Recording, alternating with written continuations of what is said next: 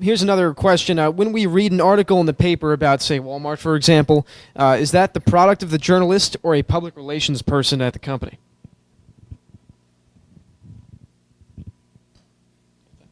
Sure. Okay. What story about Walmart would you like us to be discussing specifically? About how their anti-public relations, or how they wouldn't talk to the press? I mean, they've been notorious, for a long period of time. Walmart has had a perception of being a closed shop, and also as a company that has wanted to continuously control the image that the public sees.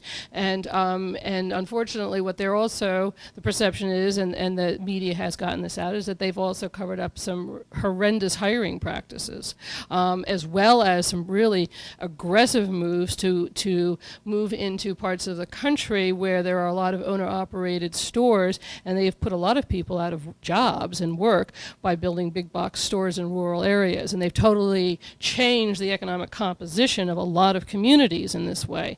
So they had to, and I'm sure that Professor Grasso can speak to this with far greater detail than I can, with regards to they did have to go to charm school and be a little bit more open to the press, and I'm not sure that they were that successful in doing that. And so that's at the moment, to specifically address the question of Walmart, I think that that's what you're hinting at, but I don't have all the other details to put that into play. Why we have an interest, we as the public, because the press in this country has had this unprecedented role as the watchdog, and so we represent the people who are either the employees of Walmart or the people who might shop at Walmart or who might never get hired at Walmart. And there's a story there about discrimination, and there's a story there about economics that makes for compelling and worthwhile information that the public should have available to them so that they can make intelligent decisions about whether or not they want to shop there or want Walmart to come into their communities. Just to answer your question, is that story the product of the journalist or the PR person? It's a combination. As I said earlier, it's really the information that the PR people put out, and it's how the journalist deals with it, the way they analyze it, the way they interpret it, the way they may look at other sources in order to write this story. I disagree sharply with Professor Pike about Walmart. I happen to have firsthand knowledge about that. One of the companies I'm affiliated with as a consultant, and I do public policy work for, is very, very much associated with Walmart. In fact, their vice president of communication, the top person, top spokesperson at Walmart, is a former colleague of mine from AT&T. And I know her well, and I know the background that she comes from, which is one of great professionalism and integrity. There's been a concerted campaign against Walmart for many years in this country, mostly motivated by labor unions, because Walmart is not a union shop, so it's in the union's benefit to try to unionize those 1.5 million people who work in Walmarts across the United States.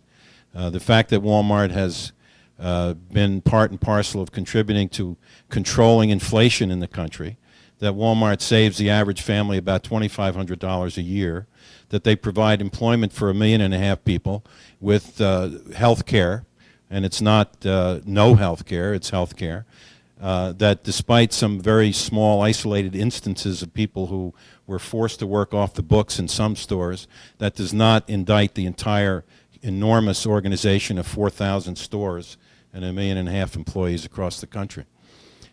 This is the story that you read in the paper, and as Professor Pike pointed out, the journalists feel that their sole constituents that they need to protect are people, right? The people who shop there and the customers and all that.